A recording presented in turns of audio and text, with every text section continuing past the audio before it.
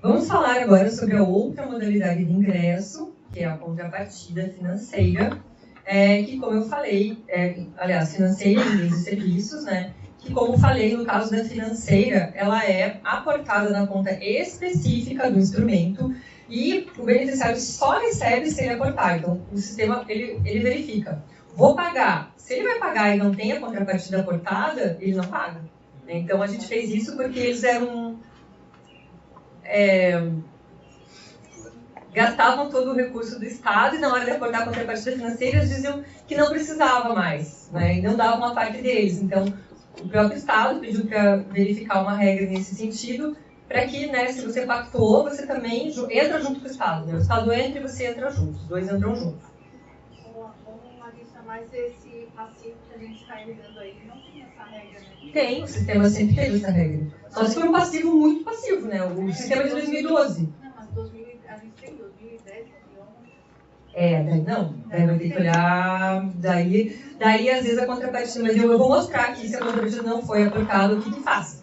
Porque é isso, o sistema começou a valer em 2012. Então, quem tem coisa antiga, aí vai utilizar ali o artigo que pede para devolver, se não conseguiu comprovar, né? Mas aí esses processos, a maioria já vai estar prescrito também, né? A Magali vai falar, né, dessa questão da prescrição depois da manhã, né? Vai ser abordado esse assunto, que eu sei que também é bastante... A gente tá bem ansioso. Teremos também. Bom, então o que é a contrapartida? Né? São recursos financeiros ou em bens e serviços economicamente mensurados com que o beneficiário irá participar do objeto. Os recursos, então, eles são aportados e movimentados na conta específica do instrumento, devem ser, né? E para cada transferência é aberta uma conta e os recursos devem ser movimentados nessa conta. Gente, certamente, né, alguém está pensando, mas a pessoa movimentou para outra conta. Só movimentar para outra conta não precisa devolver os recursos se comprovou o nexo de causalidade. Então, tudo tem que ser verificado. Mas eu não sabia, eu movimentei para outra conta e de lá eu fiz os pagamentos, mas você conseguiu comprovar todos os outros elementos do nexo de causalidade. Só por isso você não devolve o recurso. Agora, ele movimentou para outra conta, de lá movimentou para outra conta, e aí entrou numa conta da União, e aí aquele recurso, e aí no meio de um monte de recursos tu não consegue verificar se aquilo ali foi para aquele objeto, gente, daí devolve.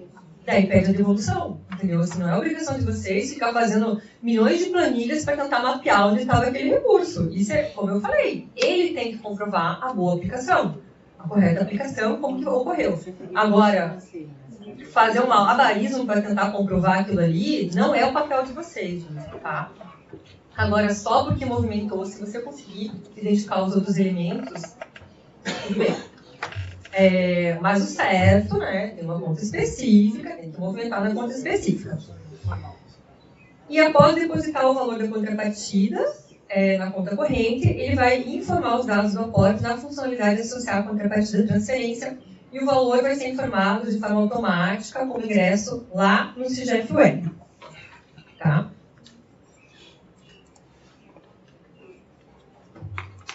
Então, vamos ver dos artigos. Né? O artigo 35 do termo de fomento e colaboração diz que não será exigida a contrapartida financeira como requisito para a celebração da parceria, facultada a exigência de contrapartida em bens e serviços, cuja expressão monetária será obrigatoriamente identificada no termo de colaboração ou de fomento. E no caso de acordo entre o concedente e a OSC, poderá ser pactuada a contrapartida financeira. Aqui é mais raro, né, eles solicitarem a contrapartida financeira, mas eu vejo que ficou uma falha com relação à contrapartida em bens e serviços. A gente vai ver os artigos aqui que amarram, né? Mas é muito difícil porque ela não é prestada contas do sistema. São bens e serviços, né? E é mais difícil a gente identificar a correta aplicação. Então, o artigo 20, ele nos diz, continuamos e não temos de forma de colaboração, que a OSC deverá apresentar os seguintes documentos juntamente com o plano de trabalho, sem prejuízo de outros exigidos no edital de chamamento público ou no programa de transferência. Orçamento ou composição de custos que comprove o valor de mercado da contrapartida em bens ou serviços, quando houver. Então, presumimos, né, que essas informações vão estar no processo de concessão junto com a proposta, mas pode ser que não estejam. né? Então, essa era uma obrigação da pessoa apresentar o orçamento da contrapartida de serviços e pode ser que ela não apresente. E a gente vai ver na sequência o que a gente vai fazer. O decreto 735 alterou o decreto vigente, né? Então, como eu falei, a gente está falando de estoque. O decreto 735 é para as prestações de contas novas, então vocês não vão utilizar. Só quis deixar a observação aqui que modificou esse inciso. Mas a gente não vai ver porque não aplica seus estoques. E o artigo 30 estabelece que as parcerias serão formalizadas mediante a celebração de termos de colaboração ou do termo de fomento, conforme o caso, que conterá como cláusula as linhas a forma de aferição da contrapartida quando prestado em bens e ou serviços. Então, duas coisas. O proponente tinha que ter apresentado o orçamento da contrapartida de bens e serviços e o concedente deveria ter definido a forma de aferição. Só que pode ser que não tenha nenhuma nem outra, né? Por um tempo, a gente utilizou os modelos e tinha que ter essa cláusula, né? As secretarias às vezes faziam por conta e poderiam não colocar essa cláusula. Agora, o modelo feito pela PGE, a gente identificou que não estava com essa cláusula, já estou em contato com o responsável pela PGE e eles vão reformular, porque o concedente tem que dizer: você vai me dar a contrapartida em bens e serviços? Então eu quero que você me demonstre isso, isso e aquilo na prestação de contas. Porque senão, como que a gente vai verificar? É bem fácil dar uma contrapartida e depois não apresentar nada, porque o sistema, ele não, como não é numeral, não é financeiro, né, o balancete fecha. Mas e a prestação de contas em bens e serviços? A gente não pode esquecer dela. A SOL tinha muito essa questão da contrapartida em bens e serviços, né, o pessoal da SOL, que analisa, vai verificar que tem muita contrapartida nesse sentido lá. E aí, se nada tiver, a gente apela para o artigo 51, inciso 21. Vocês podem pedir outros documentos necessários à comprovação da correta e regular aplicação dos recursos, bem como aqueles exigidos no termo celebrado. Então, depois a Tatiana vai ver com vocês todos os documentos que têm que ser apresentados na prestação de contas. Se não veio nada relacionado à prestação de contas em bens e serviços, lá no termo não tem o que ele tinha que apresentar, vocês vão utilizar o inciso 21. Esse aqui salva, né? Outros documentos. O técnico entendeu que para comprovar aquela despesa precisa de tal documento, vocês pedem, tá? Então aqui é justamente essa abertura que deixa discricionário para o analista verificar como que vai comprovar aquela despesa.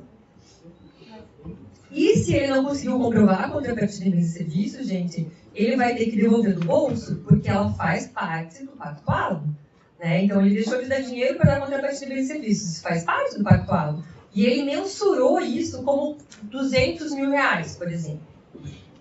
Se ele não comprovou, ele tem que devolver os R$200 mil, porque ela é pactuado, né? Ela não é financeira, mas ela é em bens e serviços economicamente mensuráveis.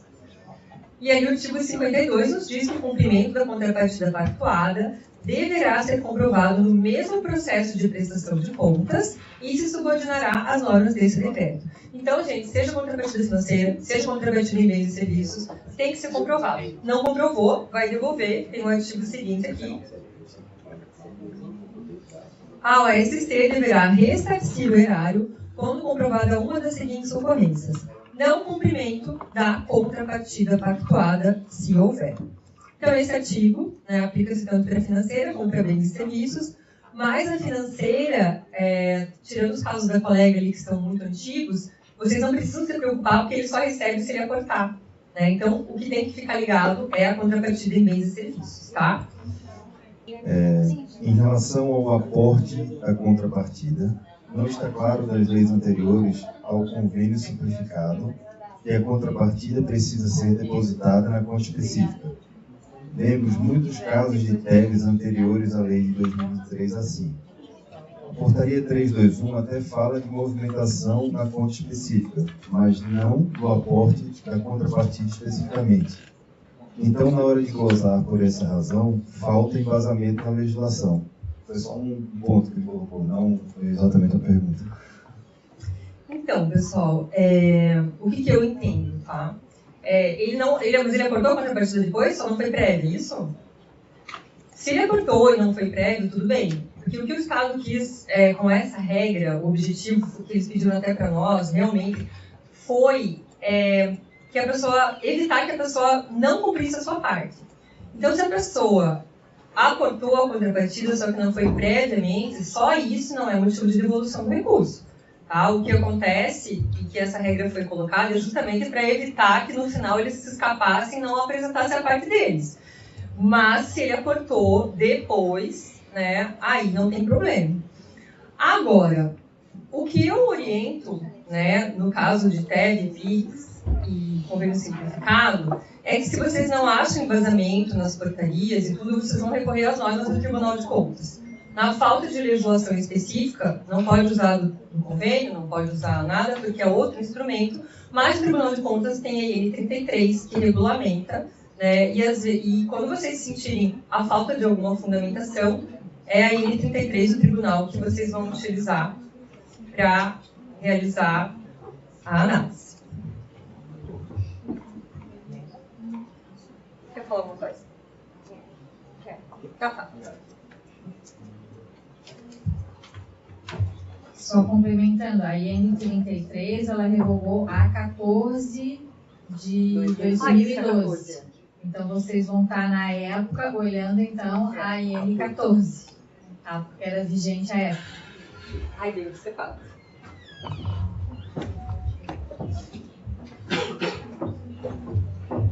Bem observado, Magali, é a legislação vigente à época da celebração do instrumento.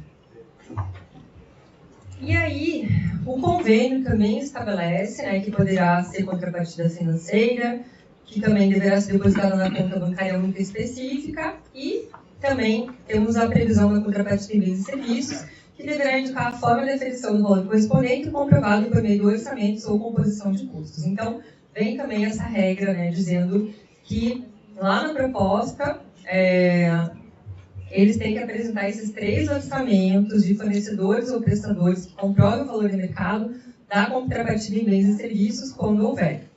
Esses documentos deveriam estar no processo de concessão, mas se não tiver, aí, gente, vocês vão verificar. Algumas coisas vai ter como comprovar e outras coisas não vai ter, porque são coisas muito antigas, né? Então, tudo vai ter que ser analisado. Se vocês verificarem que o objeto foi executado, a contrapartida tem algum indício de prestação, né? O caso concreto que vai dizer. Mas, assim, como são coisas muito antigas, fica até difícil, se a pessoa não apresentou nada, vocês saberem o valor da época, né? Então, vai figurar aí o bom senso e verificar com os outros elementos, né, se aquilo ali configura irregularidade ou não. E aí o termo também deveria dizer, né, a forma de aferição, e também temos o artigo que diz que a aplicação tem que ser no mesmo processo de prestação de recursos, né? Então não vai estar, a contrapartida de serviço não vai estar no sistema, mas ele vai ter que ter trazido documentos para vocês analisarem a sua realização. E aí eu esqueci de colocar ali o artigo 63, inciso 14, no decreto de convênios também tem a prerrogativa de se solicitar outros documentos, né, para vocês analisarem. E eu vou arrumar depois ali na apresentação que faltou esse slide dizendo que também tem outros documentos que podem ser solicitados. E se ele não apresentou contrapartida, aqui no decreto de convênios, qual item que vocês vão utilizar? O 72, inciso A. Então, o conveniente deverá restituir atualizado monetariamente desde a data do recebimento e acrescido de juros de mora desde a data do inadimplemento os recursos transferidos quando, todo o recurso, ou no inciso 2, o recurso quando utilizado em desacordo com o previsto no convênio. Então, o convênio dizia que ia ter contrapartida de bens e serviços no valor de 200 mil. Não comprovou, ele utilizou em desacordo com o previsto no convênio. Tá? É esse aqui que vocês vão utilizar como fundamentação para solicitar a devolução do recurso. Nem a devolução, né? Na verdade, é o pagamento do recurso, porque a contrapartida nem vem, né? Ele mensurou em 200 mil e não comprovou, mas pactuou, então tem que dar aqueles 200 mil para o Estado.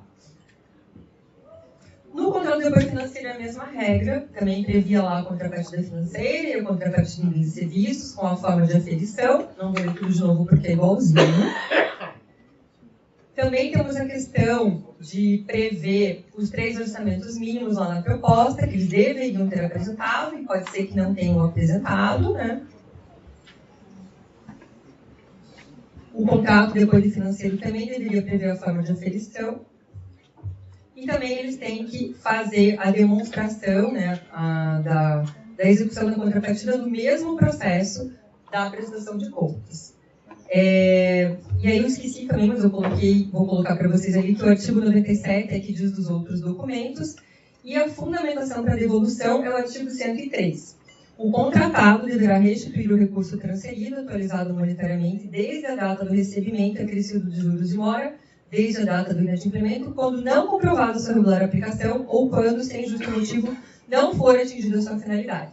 Não está ali, mas quando for para a internet, eu vou arrumar, porque faltou aquele artigo ali, tá? Mas vocês viram que é a mesma questão, né? A contrapartida de bens e serviços não foi apresentada, não tem no decreto, não tem no termo, ele não apresentou os orçamentos. Vocês vão solicitar o documento que vocês entendem pertinente para comprovar aquilo. Não houve de forma nenhuma como comprovar, né, a contrapartida de bens e serviços, visto que ela é economicamente mensurável, é esse valor que vocês vão solicitar, que ele recolha ao Estado, tá?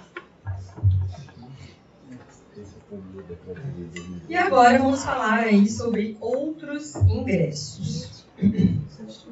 Esses outros ingressos, sabe que é bem importante quando eles vão fazer a prestação de contas, eles informarem o item. Por que eu estou reforçando bastante, separando o que é cada coisa? Porque, por exemplo, se eles colocam algo ali no sistema como outros ingressos e ele deu como contrapartida, vai faltar recurso depois. Porque o sistema ele é feito todo com base em regras. Então, se o beneficiário disse que ia dar 200 mil de contrapartida e ele coloca esse outros ingressos, ou informa no sistema como outros ingressos, ele não vai conseguir concluir essa prestação de contas nunca, porque o sistema vai ficar dizendo, e a contrapartida? E a contrapartida? Já passaram por isso, né? A contrapartida. Porque o que acontece? Se ele diz que é 200 mil de contrapartida, ele não pode chegar no sistema e dizer que é outros ingressos. Né? Então, o sistema, ele fica olhando o título das coisas que estão entrando. Cada ingresso tem um objetivo, cada ingresso serve para uma coisa. Né? E se ele colocar a contrapartida como ingresso, outro ingresso, o sistema vai ficar cobrando a contrapartida. Tá? Então, os outros ingressos, eles são para quê? Pequenos valorzinhos, assim, que faltou na execução do objeto. Então, por exemplo, faltou R$1.000, subiu, algum item subiu, faltou R$1.000. Ele coloca no bolso ali e vai colocar como ingresso para fechar, né? Porque depois vem as notas fiscais, tem o balancete, e aí tem que fechar a conta. Então, ele coloca aqueles R$1.000 ali. Também serve para pagar despesas, por exemplo, uma conta de luz. O CEITEC tem muito disso. Ia fazer um projeto de 10 dias, ia utilizar, então, a energia, a água, né, tudo para o projeto ia utilizar 10 dias. E nos outros dias, a entidade dá aula, cobrando. Né? Então, não pode ser colocada a conta de luz do mês todo, se o projeto durou 10 dias. Né? São 10 dias de utilização do projeto e os outros 20 dias quem paga é a entidade. O Estado não vai financiar todos os 30 dias. Então, só que não tem como fracionar essa nota fiscal, esse pagamento da água. Não tem como pagar 10 dias com o dinheiro do Estado e 20 dias com o dinheiro da entidade. Então, o que ele faz? Ele aporta o dinheiro próprio dele dos 20 dias na conta específica do convênio e consegue fazer o pagamento. E aí ele vai discriminar isso ali no campo observações. Tá? Então serve para isso também esses outros ingressos. Um saldinho que faltou e também para essa situação aí de contas que não são parceladas, né? Que ele vai ter que pagar a fatura de luz, de água, e o Estado não pode pagar a conta toda, porque não foi para o projeto financiado. Então, o beneficiário vai usar essa opção quando ele presta contas lá, a opção outros, tá? É para isso que serve. Então, falamos aí sobre os 3 tipos de rendimento, né? Que são rendimento financeiro, 3 tipos de ingresso, que é o rendimento da aplicação financeira, a contrapartida financeira e os outros ingressos. Esses todos são anuais e, como a gente falou, tem que conferir lá no extrato para verificar se bate com o que aconteceu de fato. E os outros 2 ingressos que a gente comentou lá no começo é o repasse do Estado, né, que vem de forma automática, isso não precisa conferir, e a devolução de valor glosado, que é depois que vocês solicitam a devolução de algum valor. E como falei, gente, o título desses ingressos importa porque o sistema faz a validação dos valores. E em todos eles vai se utilizar as mesmas regras previstas para análise do recurso do Estado. Então, a natureza é diferente, mas as regras para análise são as mesmas. E agora a gente vai falar sobre os demais recursos. É aquilo que eu falei para vocês no início, né? Nós vamos mostrar onde que o decreto exige a prestação de contas, que são aqueles outros recursos públicos que podem vir tanto da União como dos municípios e também recursos privados, né, que são os patrocínios. Ali na SOL tinha muita questão desses patrocínios, outras pessoas também financiavam, né? Vejam que tinha no passado a Oktoberfest, que era patrocinada com recurso público, grandes eventos, né, patrocinados com recurso público, e também tem patrocínio de empresas com fins lucrativos, né? E esses recursos, eles não são movimentados na conta, né? Então a prestação de contas não vai ser feita no sistema. Mas, apesar de não entrar no sistema, a legislação exige esse demonstrativo para que possa ser verificado se a mesma despesa não está sendo financiada, né, por 2 fontes de recurso. Então, nesse caso, vocês devem olhar as despesas que vêm ali nesse demonstrativo, comparando com as despesas do plano de trabalho. Eu vou ter que entrar lá no sistema da União para fuçar se realmente foi aquilo? Não. Daí também não. Vocês vão olhar o demonstrativo, presume-se que o que ele apresentou é o real, né? E aí vocês vão comparar. Puxa, então as mesmas despesas que ele gastou aqui no Estado, isso vai ligar um alerta. O Tribunal de Contas... Pode. Mas se a pessoa fuçar no sistema da União... E achar, daí sim. Se eventualmente vocês consultarem o sistema da União e identificarem que houve utilização do recurso naquele objeto, é importante verificar se as notas fiscais não estão duplicadas, usando no Estado e na União. Se vocês virem, aí tem que levar a sério, tem que gozar a despesa. É verdade, legal, né? Esse caso aí, teve acesso. Esse caso aí aconteceu essa semana com a Fesporte. Então, eles nos consultaram para ver o que fazer. O que fazer é gozar. Se tem certeza, tem que ter certeza. Baixou a nota fiscal, identificou que é a mesma, gozar. Boa, Tânia, trazendo um caso prático recente aí. Então, isso acontece, né? Mas a gente acha que não acontece. Essa semana, então, aconteceu essa situação, né? E o que eles têm que apresentar? Então, o termo de fomento estabelece que tem que ter um demonstrativo de resultados, né, assinado por contabilista habilitado, contendo todas as despesas e receitas envolvidas na execução do objeto, nos casos em que houver cobrança de ingresso, taxa de inscrição ou recebimento de quaisquer recursos públicos ou privados destinados à execução do objeto. Então, gente, apesar de não ter que ficar esmiuçando tudo, tem que pedir o demonstrativo. Né? Assim, se vocês não pedirem o demonstrativo, aí sim o analista está falhando. Então, é claro que é um momento impossível vocês verificarem. Por exemplo, até o município ele não tem um sistema como tem o SICOM, como tem aqui no Estado. Então, nem teria como, se a pessoa recebeu um recurso municipal, vocês consultarem as despesas que estavam lá, ter acesso ao plano de trabalho, isso é muito difícil. Né? Mas vocês têm que sim pedir o demonstrativo de resultados, porque depois, se isso aí deu um rolo lá na frente, foi para o tribunal, o que foi apresentado era aquele demonstrativo. Se a pessoa mentiu no demonstrativo, não é culpa do analista. Mas é culpa do analista baixar a prestação de contas sem o demonstrativo de resultados. Porque a legislação exige que ele seja apresentado. Nesse caso aqui. Inclusive o Tribunal de Contas, gente, eu tirei isso aqui da apresentação porque é uma coisa da IN 33 e ela está vindo pesado nesses outros recursos. Se ele não conseguir demonstrar os outros recursos, vai ter que devolver todo o recurso. É bem pesado. Então, assim, o Tribunal de Contas reformulou e colocou, inclusive, um artigo falando sobre isso. Se a pessoa não conseguir demonstrar, tem que devolver. E é bem grave, né? Porque tem que devolver todo o recurso. Porque não comprovou os demais recursos. Então, veja que eles estão vindo nessa linha. Então, assim, apesar de não ter todo mundo ir lá buscar na união que foi feito no município, se teve acesso, como a Tânia falou, sempre tem um boca a boca ali que acaba sabendo, né? Vai glosar o valor e é uma responsabilidade do analista só baixar a prestação de contas com esse demonstrativo. Principalmente o Tribunal de Contas está vindo firme agora, nessa IN, mandando devolver todo o recurso, se não tiver essa comprovação no processo. Né? Então, vamos ficar atentos. Esse documento tem que estar ali no processo.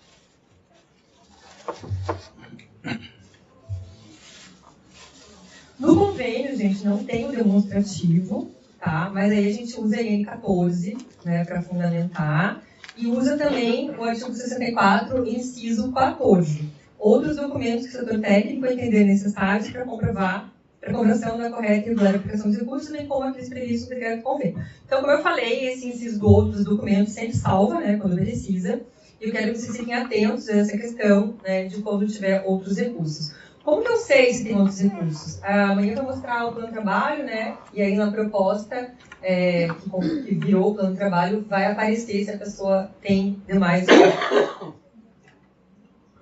E no contrato de apoio financeiro tem, ó, o inciso prevendo. Então, o pessoal aí desse instrumento também vai ter que verificar se na prestação de contas final veio o demonstrativo de resultados assinado por contabilista habilitado, contendo todas as despesas e receitas envolvidas na execução do objeto, nos casos em que houver cobrança de ingresso ou recebimento de recursos de outros parceiros. Então, veja, o contador vai ter que ter sido responsabilizado por isso. Né? Então, não é um documento qualquer, é um documento assinado por contador. Aí, se a pessoa está afirmando que isso que foi feito dessa forma, é responsabilidade do contador. E se depois der problema, quando chegar lá no tribunal, é a pessoa que assinou dizendo que foi feito e, de fato, se for comprovado que não foi feito, sobra para esse contador que assinou esse demonstrativo. Né? Então, a responsabilidade de vocês, gente, é pedir o demonstrativo. Tá? Não tem como a gente ver a veracidade de todos os documentos, de todas as informações prestadas. Mas peçam o demonstrativo.